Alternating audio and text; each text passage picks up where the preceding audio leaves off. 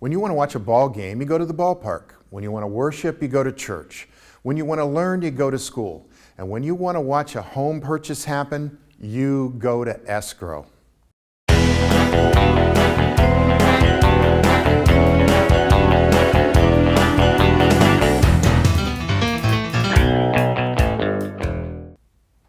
Hi, this is Don Reedy.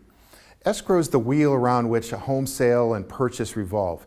It's the center, the place where both the buyer and the seller can have a neutral party work with them. So what is escrow? Legally, escrow is defined as what happens when the grant deed is recorded. Let me talk to you a little bit about that. During the escrow process, the buyer puts money in and the seller has a grant deed. That's the paper that says that they actually own the property. And what happens during escrow is that at some point, the seller is going to sign that grant deed over to the buyer. Okay, let's take a look at the purchase contract to see how this important part of the sale actually works. Okay, so let's review what escrow is. It's a third party between the buyer and the seller, which allows everybody to be pretty confident that items are going to be safe and that the transaction's being sort of looked over by a neutral party. The close of escrow is pretty darn important. Close of escrow is defined legally as the date that the grant deed is actually recorded. Now on that date, the buyer will have already paid the seller in full, and title will have given to the buyer title, and keys change hands. All right, so we're going to exchange keys, and that's going to either occur on a specific date or a certain number of days after acceptance. Here's a couple of general tips and rules. First of all, you can't close escrow on a Saturday or a Sunday or on a holiday because escrow is closed then.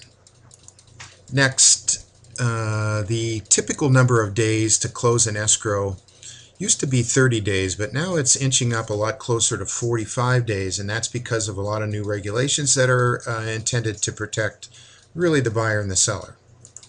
And finally, just to acquaint you with where this is at in the contract, down here, the initial deposit, which we talk about in another section, gets deposited with escrow within 3 days. Okay, this is where the joint escrow instructions are at. That's section 20 of the purchase agreement. And you'll notice here that these items that are in red are all the items that escrow takes from the contract and is responsible for. They're pretty much responsible for an awful lot of stuff. Note down here that there are general provisions that are sent out to the buyer and the seller from escrow. This is actually a pretty cool thing. It's a recap of who's paying, how much money has to be put into the transaction from the seller after you take out the deposits, etc. If there's any concessions or anything else like that that are going on, it's a nice recap and a nice summary. Also note down here that there can be counteroffers and addendum, changes, and those have to just be in escrow within 3 days. Let's talk one more time about why escrow is so important. For a buyer and a seller to actually do a transaction, they need to trust each other, but in fact they don't know each other at all. And even though their agents are there to protect them, having a third party, escrow, act as a go-between really settles the nerves, and that's the primary reason that it's there. Okay, who gets to choose the escrow company? Is it the seller or the buyer? Well, here's the answer to that. First of all, it's really totally negotiable. Usually, the seller will want to choose their own escrow company, and that's because they may have gotten a preliminary title and other stuff from an escrow company, and they feel like they owe that to the escrow company. My experience is this: escrow companies are generally all pretty darn good. They're regulated by this Department of Corporations in California.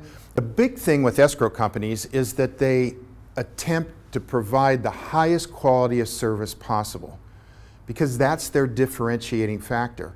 So if your real estate agent says to you that they like a particular escrow company, then take a look at selecting them. If you're the seller and you've selected an escrow company and the buyer doesn't want to work with them, then negotiate it. That's what it's all about. If you're a buyer and your real estate agent insists on using a particular escrow company, talk to him or her about that.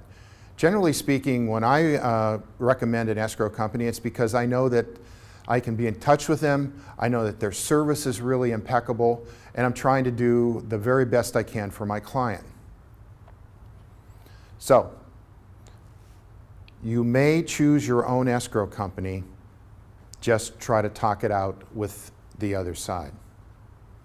What happens if something goes wrong in escrow? What happens if there's a dispute? The contract's where you go to answer that question. You're going to find that escrow is, again, it's regulated by the Department of Corporations, and generally, again in my experience, if something goes wrong in escrow, it's generally because party A isn't talking to party B. If you have any question at all about any real estate question, comment below. Listen, subscribe to our channel. See you back here soon.